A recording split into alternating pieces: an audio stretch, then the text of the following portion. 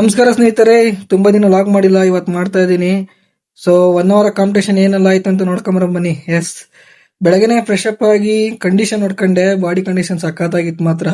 ಆಮೇಲೆ ದೇವ್ರಿಗೆಲ್ಲ ಪೂಜೆ ಮಾಡ್ಬಿಟ್ಟು ನಮ್ಮ ಬಾಗ್ಲರ ಈಶ್ವರನ ದೇವಸ್ಥಾನಕ್ಕೆ ಹೋಗಿ ಅಪ್ಪಾಜಿ ಹತ್ರ ಎಲ್ಲ ಆಶೀರ್ವಾದ ತಗೊಂಡು ಪ್ಯಾಕ್ ಮಾಡ್ಕೊಂಡು ಸೀದಾ ಹೊರಟ್ವಿ. ನಾನು, ನಮ್ಮ ಪಕ್ಕಣ್ಣ ರಾಮಣ್ಣ ಮತ್ತೆ ನಮ್ಮ ಹೇಮಂತ. ಸೊ ಪೆಟ್ರೋಲ್ ಬಂಕ್ನಲ್ಲಿ ಪೆಟ್ರೋಲ್ ಹಾಕ್ಸ್ಕೊಂಡು ಕಾರ್ ತಗೊಂಡು ಹೊರಟ್ವಿ. ಹೋಗೋ ದಾರಿಲಿ ಇದೊಂದು ವ್ಯೂ ಪಾಯಿಂಟ್ ಚೆನ್ನಾಗಿತ್ತು, ನೋಡಿ ಒಳ್ಳೆ ಚೆನ್ನಾಗಿದೆ. ಅದಾದ್ಮೇಲೆ 1 ಅವರ್ಕ್ಕೆ ಮುಟ್ಟಿದ್ವಿ. ಬೆಳಗ್ಗೆನೆ ಚೆನ್ನಾಗಿತ್ತು. ಟಿಫನ್ ಮಾಡ್ಕೊಂಡ್ರು ಇವರು, ನಾನೇನೋ ತಿಂದಿಲ್ಲ. ಸೊ ಕಾಂಪಿಟೇಷನ್ ಇರೋ ವೆನ್ಯೂ ಜಾಗಕ್ಕೆ ಹೋದ್ವಿ, ರೆಡಿ ಮಾಡ್ತಾ ಇದ್ರು. ಏನ್ ಮಾಡೋದು ಅಂದ್ಬಿಟ್ಟು ಬೋಟಿಂಗಿಗೆ ಬಂದ್ವಿ. ಸೊ ಬೋಟಿಂಗ್ ಸಖತ್ತಾಗೈತೆ ಮಾತ್ರ, ಒಳ್ಳೆ ಎಕ್ಸ್ಪೀರಿಯನ್ಸ್ ಅಂತ ಹೇಳ್ಬೋದು. ಚೆನ್ನಾಗಿತ್ತು, ಬೋಟಿಂಗ್ ಮಾಡಿದ್ವಿ. ಸ್ವಲ್ಪ ಹೊತ್ತು ಫೋಟೋ ಶೂಟು, ಬೋಟಿಂಗ್ ಅಲ್ಲೆಲ್ಲ ಟೈಮ್ ಸ್ಪೆಂಡ್ ಮಾಡಿದ್ವಿ. ಸೊ ನಾನು ನೋಡ್ತಾ ಇರೋರಿಗೆ ಏನೇನು ಕಾಂಪಿಟೇಷನ್ಗೆ ಹೋಗಿದ್ದೇನೋ, ಟ್ರಿಪ್ ಹೋಗಿದ್ದೇನೋ ಅಂತ ಕನ್ಫ್ಯೂಸ್ ಆಗಿಬಿಟ್ಟಿದ್ದಾರೆ.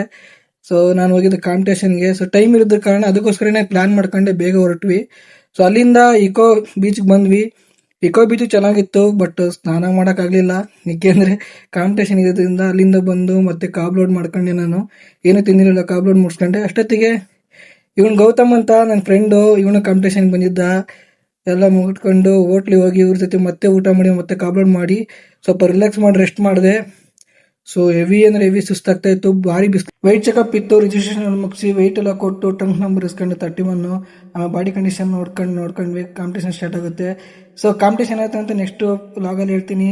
ಅದು ನೋಡಬೇಕು ಅಂದರೆ ಈಗಲೇ ನನ್ನ ಪೇಜ್ನ ಫಾಲೋ ಮಾಡ್ಕೊಳ್ಳಿ. ನೆಕ್ಸ್ಟ್ ವಿಡಿಯೋದಲ್ಲಿ ಕಾಂಪಿಟೇಷನ್ ಏನಾಯ್ತು ಅಂತೆಲ್ಲ ಪ್ರತಿಯೊಂದು ಅಪ್ಡೇಟ್ ಕೊಡ್ತೀನಿ guys. Thank you so much.